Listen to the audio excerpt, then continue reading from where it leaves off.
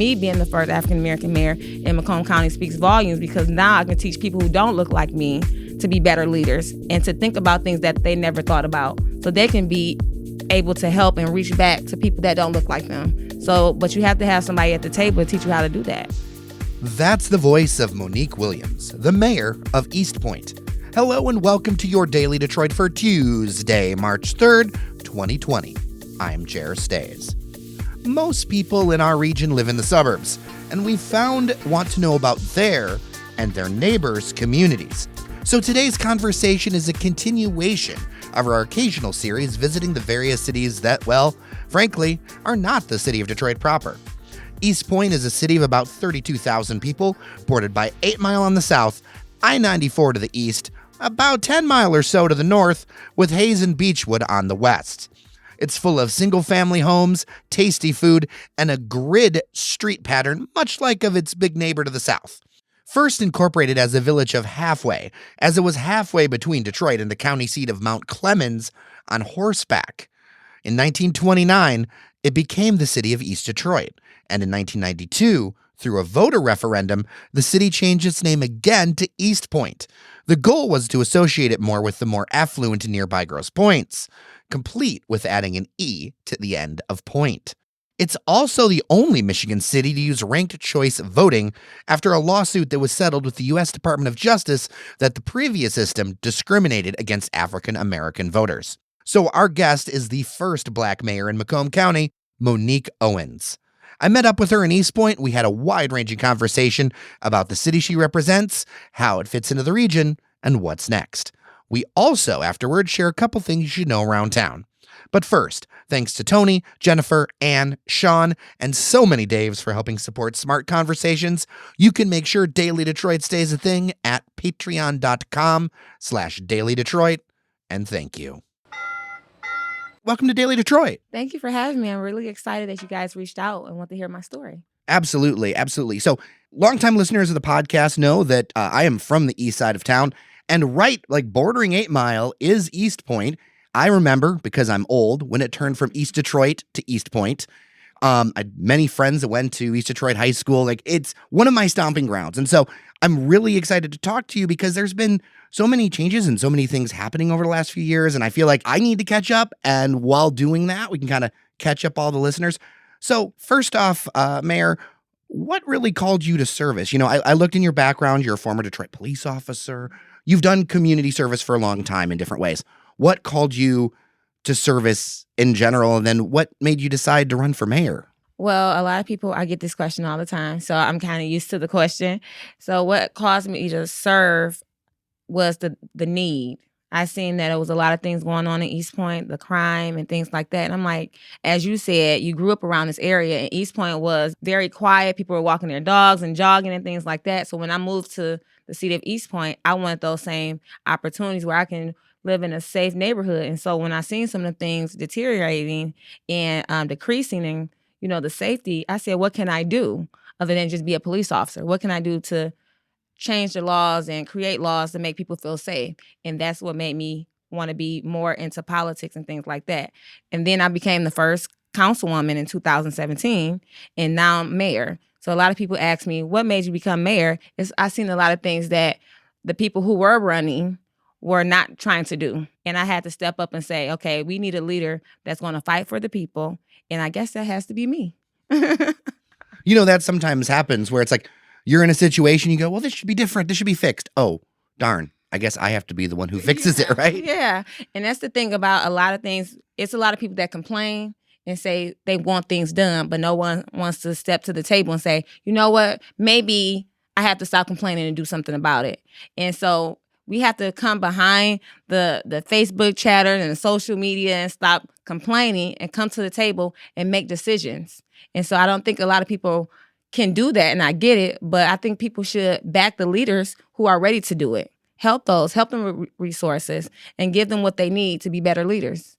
So what specifically brought you to Eastpointe? What's your journey of being here? Did you grow up here? Did you move here? What brought you to Eastpointe? Well, I used to live on the east side of Detroit, closer to Eastpointe. And my grandmother, when I was a kid, we would come to the suburban area and go to Eastpointe and Roseville and things like that. And so we would shop at the Hostess Bakery right there on Kelly Road. And I would love to go to the Hostess Bakery and just see everybody happy in the city of Eastpointe and go to the garage sales with my grandmother. I'm like, this is a nice, quiet neighborhood. I just never saw myself living in this neighborhood because I had to always go back to a neighborhood that was filled with crime and things like that. But I said, I know I want to always live somewhere like that and raise my kids. As I did when I did have kids, I had them out in Clinton Township. I used to live in Clinton Township. And then my family was wanted me to move closer to Detroit so they can see the kids and be more, interactive with them. And I said, what's a city that I can move to that's closer to Detroit, that has good neighborhoods and family oriented? And I said, Eastpointe. Duh, so we moved to Eastpointe and I loved it. I've been here for almost 12 years and it's exactly what I want it to be. It's a quiet town. It's beautiful. It's family oriented. It has a lot of things, that has changed and things like that, but I'm willing to work towards making it better. And that's what I've been doing. What were a couple of the issues specifically for you that you said, and I'm looking for more of like a specific story. I was like, because you mentioned earlier that you got to go in and you've got to be the one who does it. What was one or two of the issues that we were like, I got to push the lever myself? The issues that I saw that they were doing at first were pushing a lot of businesses that I didn't think were resourceful for the city of Eastpointe. For instance, the marijuana facilities. They want to bring a ton of marijuana facilities in Eastpointe. And I was thinking, why are we bringing these resources to the city of Eastpointe when they're right across the street? Detroit has a border where it's nothing but marijuana. It's like we can literally go across the street and get it. And so I feel like to better our community is to get resources that is not at arm's reach. We don't have mentorship programs. We don't have healthy food stores. We don't have things that build a community up. And I saw our leaders not trying to bring those things to our city. And I said, well, we need a leader that's going to give mentorship programs, going to bring programs to the city for the youth and things like that. And I said, maybe it has to be me. And that's what I've been doing. Over the last 20 years, Metro Detroit has seen a lot of demographic changes. And one of the things that really strikes me is, from the east side and then in my adult life, a long-time Detroit resident, is that, frankly, the demographics of suburbs have changed. How has that impacted your journey? How do you see that working with other leaders? Because it's important that voices of color have, power and are heard. But we're seeing that more and more in the suburbs, which I think people don't realize is that those kind of demographics have shifted. And in a city of 32,000 people or something like that, 30,000 people, if I'm remembering my numbers correct, that's something where there can be a lot more direct democracy and a lot more direct voices. I'm glad you said that you said people of color have power too. But the thing about it is we sometimes don't know we have power. And so me being elected twice is showing that we do have power. And come on, I'm just pulling them on with me to show you have power. And then Caucasian people want us to have power too. It's a group thing, it's not just one-sided. So when you see more African Americans going into politics in suburban areas, because our focus has been just on Detroit, because the population is more African Americans in Detroit, and then you have a lot of politicians that are African Americans in Detroit or Wayne County and things like that. And so I want to push it a little bit more in the suburban areas because we live there too. We need voices everywhere, not just in places where it's people that look like us. We need it just as much where people don't look like us so we can be represented. And I think that's important because everybody should be at the table, no matter where it is. Even if it's in a culture where it's all Caucasians, I think it should be a voice that is not heard like anybody else's, And so me being in Macomb County, me being the first African-American mayor in Macomb County speaks volumes because now I can teach people who don't look like me to be better leaders and to think about things that they never thought about so they can be able to help and reach back to people that don't look like them. So, but you have to have somebody at the table to teach you how to do that. And I think that's one of the things is that, especially in the online conversation, I hear people say, well, there's one person of color down the street. Well, so therefore my neighborhood's diverse.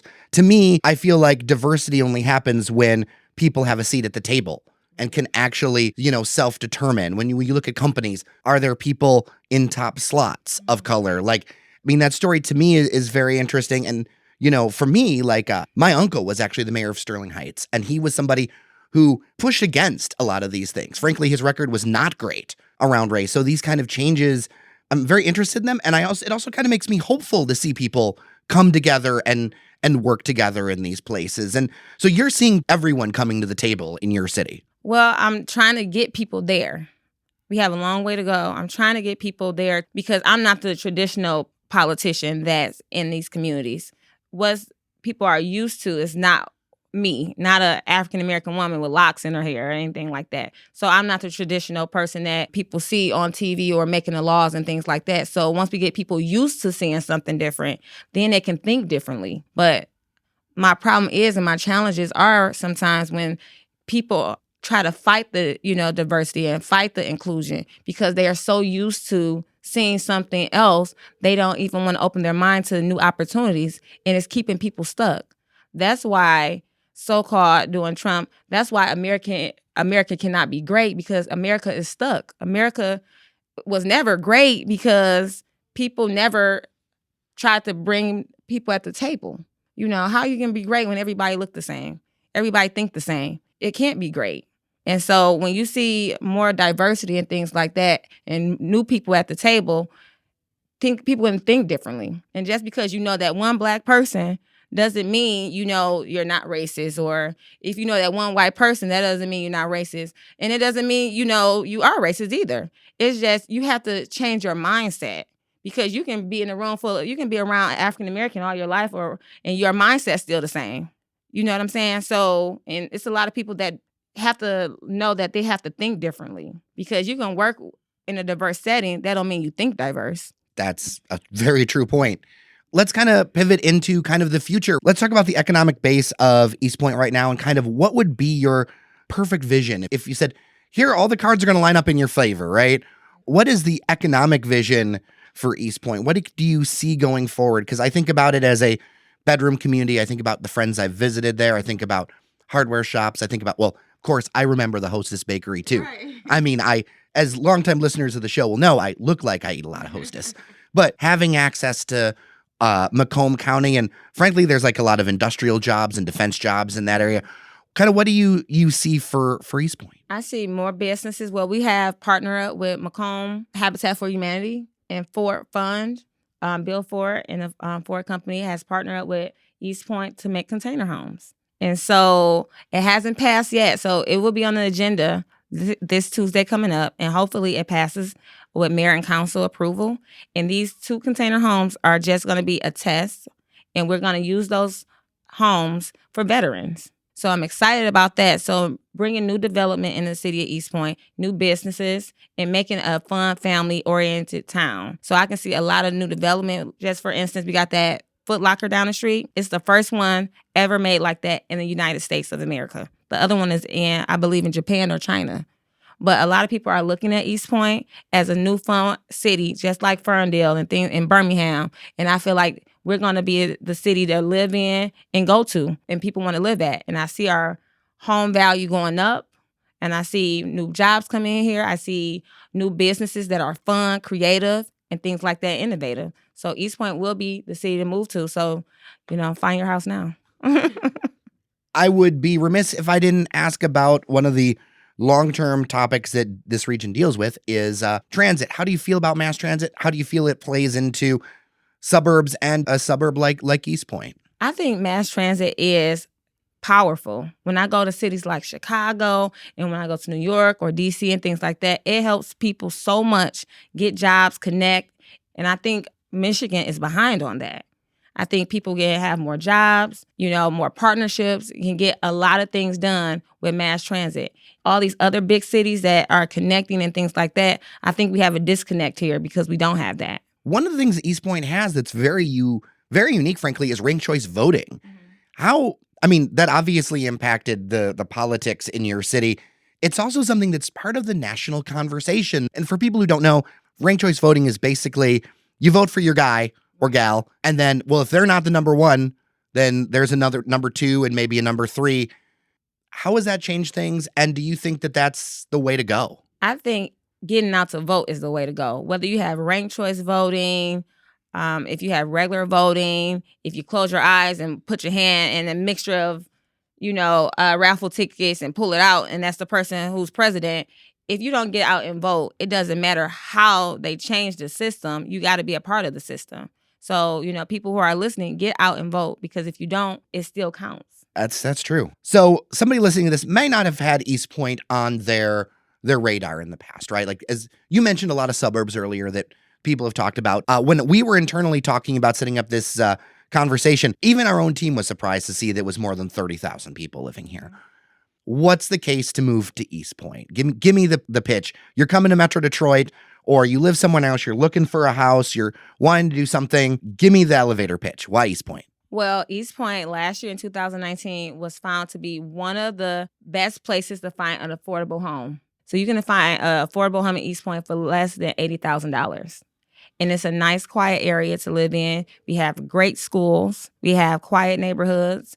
Our crime is under 60%. And so why not move to Eastpointe? We're growing. Everybody wants to go to a city that's growing and always live in a suburban area, but be near attractions and things like that, by the city. So we're borderline city of Detroit. You can go right down Gratiot, and, we have public access where you can go to all the amenities, to Little Caesars Arena and things like that, but still come and live in a city where it's quiet and nice. So that's why a lot of people want to move to Eastpointe, because you get best of both worlds. Before I let you go, is there a gem or something that you love or a place to go to?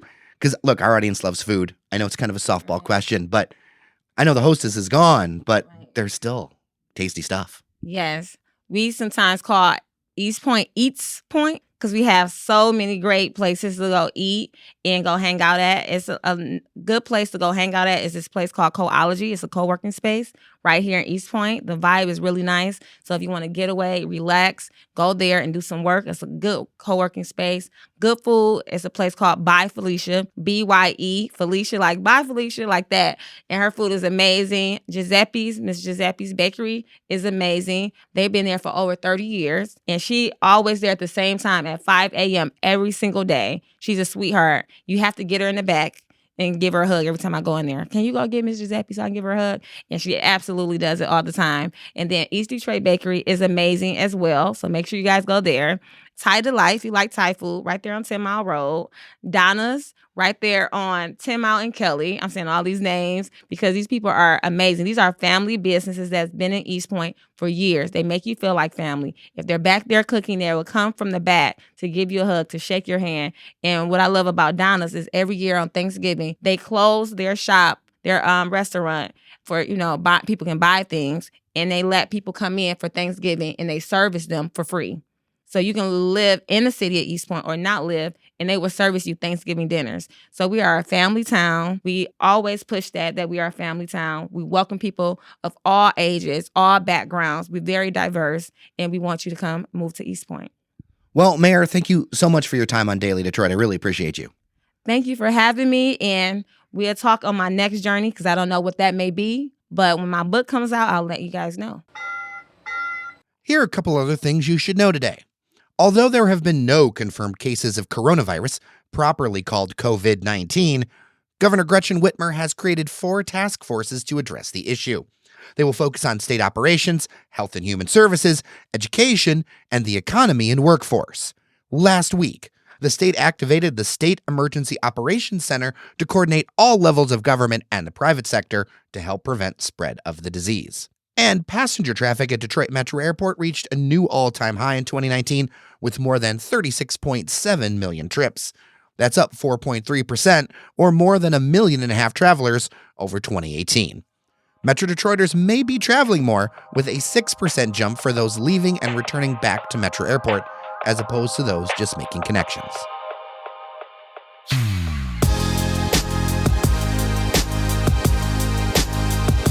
And we're done for today. Be sure to tell a friend about the show so we can push Detroit's conversation together. Coming up, Man About Town Devin O'Reilly will join us to talk all about the culinary openings and closings, as well as some good events to check out around town this spring. Plus, the Detroit City FC season has kicked off, so of course, it'll be time to talk to Fletcher Sharp. We're also welcoming some new contributors and voices you get to check out soon. So with that, I'm Jared Stays. Take care of each other, and I'll see you around Detroit.